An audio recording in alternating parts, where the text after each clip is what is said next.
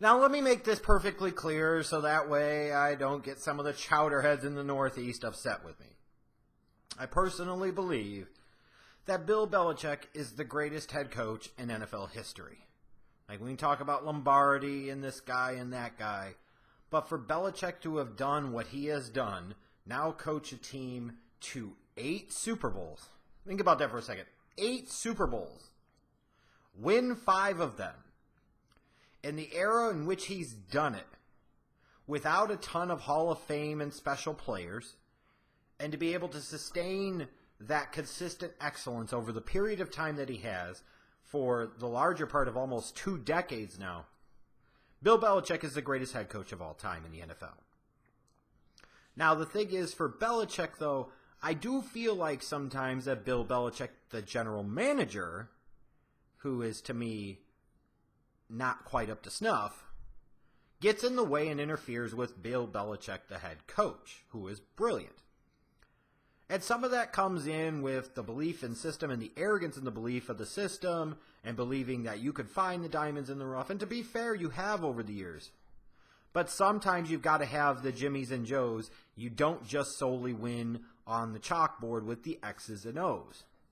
And when you look at the Patriots drafts in recent years, you always hear about how the Patriots only have X number of guys on their board compared to all these other teams that have so many other guys. Well, it's not like their past few drafts have been knock them out of the park great.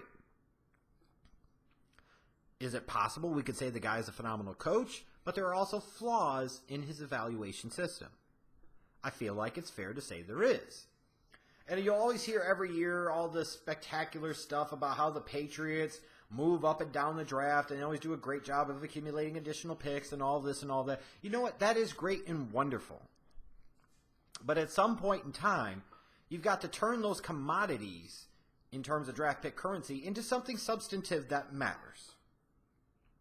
And too often it seems like we get so caught up on the Patriots are moving, they're trading, they're doing all of this. It gets them a lot of attention, but in a couple of years we forget about the players that they take.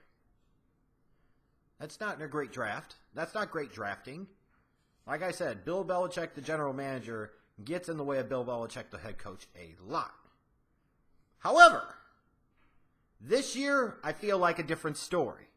While, yes, they did their typical moving up and down and all throughout the draft board, especially on day 2 and 3 of the draft, it really feels like there was a prioritization on getting some immediate impact out of this year's draft class. You know, when you look at the trading of Brandon Cooks to the Rams and getting their first-round pick at 23, you think about it. Here's something good that Belichick does do. He takes somebody like Brandon Cooks, who you gave up the 31st overall pick to the Saints in round 1 for in 2017.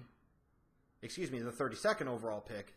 To then a year later, gotten a year out of Brandon Cooks, made it to the Super Bowl with Brandon Cooks being one of your top options in the passing game, to flip him to somebody else and get a pick that's 9 picks higher. That is Belichick genius. No question. I mean, just when you look at it, it makes a lot of sense. But you look at this draft class, and it feels like there was a greater emphasis on trying to get some guys that can help right away. And look, if you're not going to spend ginormously in free agency, what the Patriots don't, you're going to let guys like Malcolm Butler leave, which is what they did, then you got to get some guys that can help you out in the draft. You know, you just can't grow new Nate Solders and Malcolm Butlers on trees. Got to get some guys. And I really liked what they did, especially in the first 2 rounds of this draft. I look at Isaiah Wynn first. To me, he was the best left tackle in this draft. He was the second best offensive lineman in this draft to me behind Quentin Nelson, regardless of the position. Like, I looked at Isaiah Wynn, and to me, he was so appealing as a prospect because he could play left tackle. I felt like he could stay at either one of the guard positions, or he could potentially even play center. And you could probably, for the hell of it, play him at right tackle, too. He was good enough from a technique standpoint, and I looked at him and say, yeah, he's not the tallest and he's not the absolute longest, but he's long enough. The guy can really block. And for a team that has usually, you know, Nate Solder was a former first-round pick, sure, but they get a lot of these offensive linemen in recent years in day 3 of the draft, rounds 4, rounds 5. they needed a more blue chip type of talent here on that offensive line, especially at the twilight of Tom Brady's career. And that's what they got with Isaiah Wynn. I think the more surprising pick was that at pick 31, they went down the path of a running back and getting Sony Michel. I can't lie, that surprised me, and that surprised me quite a bit, especially when you got the reports about Sony Michel and his knee having a bone-on-bone issue, which is the same thing that caused Jay Ajayi out of Boise State to drop to the 5th round a couple of years ago. But you look at the Patriots, you're in a win-now mode. Sony Michel is the type of guy, and Alvin Kamara very light, that you feel like you could bring in, he contributes right away, and maybe the Patriots can get a little bit out of that backfield by committee thing, because that's what they've been about over these recent years. They really devalue the running back position. They'll have a lot of guys, but none of them are truly the guy. Depending on matchup and situation, they'll go with a LeGarrette Blount or a Deion Lewis or a Rex Burkhead or a James White, but they never really get a consistent rhythm in the running game. And maybe Sony Michel is going to be the guy that brings that to him. And when you look at this draft and you're talking about the two kids from Georgia, you got two first-round type of athletic talents. You got two guys that can help Tom Brady on the offensive side of the ball.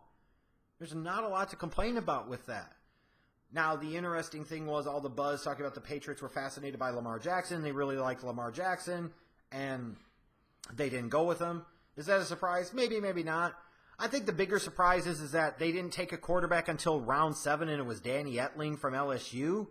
For a team that, if you really think about it, with Brady in the fold over the years, has spent a number of late day 2, early day 3 picks on quarterbacks, it was surprising to see them wait until round 7 without having a clear-cut young heir apparent type guy behind their 40-plus-year-old future Hall of Fame GOAT quarterback.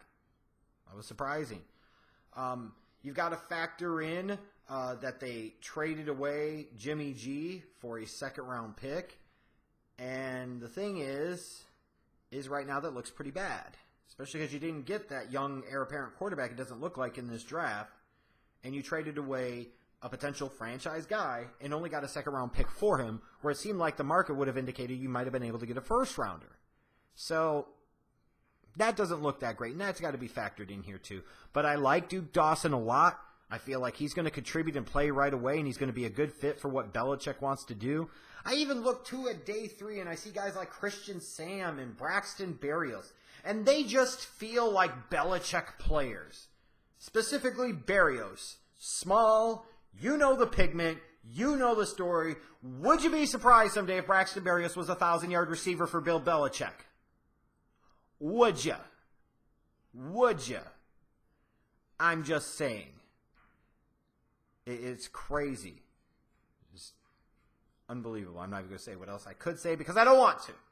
But again, when I look at this draft for them, Isaiah Wynn, year 1 starter, I believe, at left tackle. Sony Michel, if healthy, is probably their feature back before too long. Duke Dawson's going to play day 1. Somebody like Christian Sam or Berrios, one of those guys is probably going to contribute right away. This was a solid draft class for the Patriots, especially when looking and you see that, hey, they were able to trade back in round 2. They got a future second-round pick in 2019, so they've still got themselves in some type of a position of power for next year. All the while, they did get some guys early that can contribute right away. This is a more impressive draft to me for the Patriots than what Belichick's done in recent years.